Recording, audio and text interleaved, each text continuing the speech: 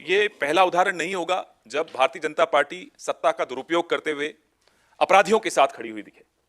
इस देश के इतिहास में पहली बार यह हुआ, कठुआ और उन्नाव में हुआ, जब बलात्कारियों के साथ खड़ी हुई भारतीय जनता पार्टी दिखी। हाथरस में हुआ, लखीमपुर में हुआ, अपराधियों के साथ खड़ी हुई दिखी, आज तक दिख रही है। उत्तराखंड में हुआ और अब दिल्ली में जो आप उदाहरण दे रहे हैं, उम्मीद करते हैं दिल्ली पुलिस दबाव से हटकर इस मामले में जांच भी करेगी और न्याय भी दिलाएगी। आज माननीय सर्वोच्च न्यायालय ने नोटबंदी को लेकर एक अहम फैसला सुनाया। यह फैसला 4-1 का फैसला था। एक माननीय जस्टिस ने डिसेंटिंग नोट भी अपना, एक विरोध भी अपना दर्ज किया। फैसले में नोटबंदी के फैसले की जो प्रक्रिया है उसको सही ठहराया गया है। फैसले के ऊपर या फैसले के जो नतीजे निकले उस पर कोई चर्चा नहीं की, उस पर कोई निर्णय नहीं दिया। जो 1934 का आरबीआई एक्ट है उसका सेक्शन 26(2) यह फैसला सिर्फ उस पर केंद्रित था कि उसकी कोई अवहेलना नहीं हुई, उसका पालन हुआ गया।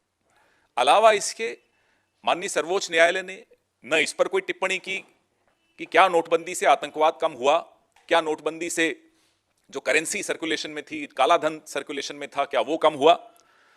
इस सब पर कहीं कोई एक शब्द भी इस निर्णय में नहीं है। तो यह कह देना कि माननीय सर्वोच्च न्यायालय ने नोटबंदी को सही ठहराया है, मुझे लगता है गलत होगा। नोटबंदी के फैसले की प्रक्रिया को सही ठहराया है, फैसले पर कोई टिप्पणी माननीय सर्वोच्च न्यायालय ने नहीं की है। यह स्पष्ट फर्क हम लोगों के दिमाग में रहना चाहिए। जो सुबह से चलाने की कोशिश की जा रही है सरकार द्वारा कि नोटबंदी जीत गई, नोटबंदी को सही ठहरा दिया गया माननीय सर्वोच्च न्यायालय द्वारा, यह बिल्कुल गलत है। जिन 4 जजेस ने इस प्रक्रिया को भी सही ठहराया है उन तक ने इसके परिणाम पर कोई टिप्पणी नहीं की है। यह बात हमें स्पष्ट तौर पे समझ लेनी चाहिए। हमारी आपत्ति, इस देश की आपत्ति परिणाम पर थी कि नोटबंदी से हुआ क्या, इस देश को क्या हासिल हुआ।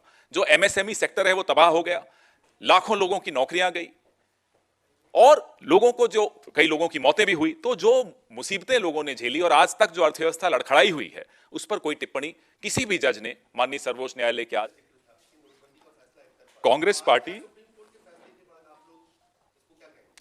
पार्टी का सदैव पहले दिन से एक मत रहा है कि नोटबंदी का फैसला इस देश के हित में नहीं है, इस देश की अर्थव्यवस्था के हित में नहीं है।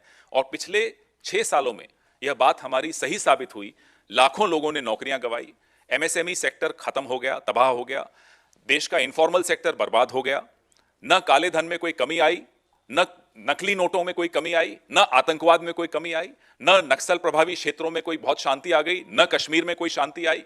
तो आप बताइए, जो इन्होंने कहा था परिणाम होंगे नोटबंदी के, उनमें से एक परिणाम पर अगर नोटबंदी खरी उतरी हो तब इस पर चर्चा कर सकते हैं। कांग्रेस का मत जो उस दिन था आज भी है। पहले इस पे कर लें, दिल्ली पे तो आ ही जाएंगे। Anything else, any other question?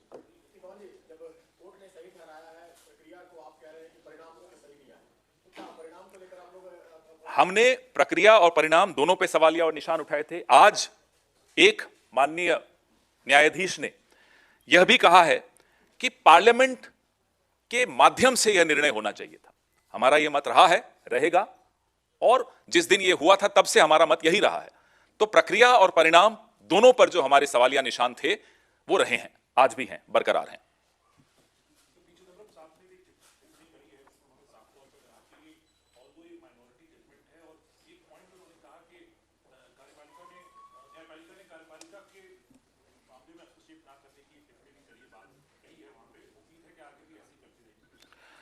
मैंने जैसा कि आपको कहा, एक न्यायाधीश ने अपनी ऑब्जर्वेशन में यह लिखा है, यह कहा है कि पार्लियामेंट को बाईपास नहीं करना चाहिए था। यह ऐसा फैसला था जो एक एक भारतीय के जीवन और आजीविका पर प्रभाव डालता है। ऐसे किसी भी निर्णय को आप नोटिफिकेशन के माध्यम से नहीं कर सकते, इसको आपको पार्लियामेंट के माध्यम से करना चाहिए था। हम भी उसमें सहमत हैं इस बात से। Thank you. अभी आ रही है, पीसी तो है ही भाई। क्या दिल्ली में क्या?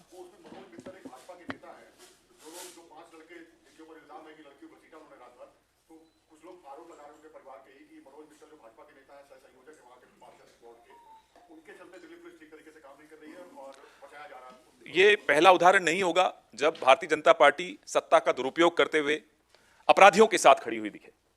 इस देश के इतिहास में पहली बार यह हुआ, कठुआ और उन्नाव में हुआ, जब बलात्कारियों के साथ खड़ी हुई भारतीय जनता पार्टी दिखी। हाथरस में हुआ, लखीमपुर में हुआ, अपराधियों के साथ खड़ी हुई दिखी, आज तक दिख रही है। उत्तराखंड में हुआ और अब दिल्ली में जो आप उदाहरण दे रहे हैं, उम्मीद करते हैं दिल्ली पुलिस दबाव से हटकर इस मामले में जांच भी करेगी और न्याय भी दिलाएगी। This is not the first time that the BJP is being seen as standing with the accused. The first time it happened was in Kathua and Unnao, then in Hathras, Lakhimpur, even in Uttarakhand, and now in Delhi. We hope that the Delhi police will investigate the matter without any interference or pressure and bring the guilty to the book.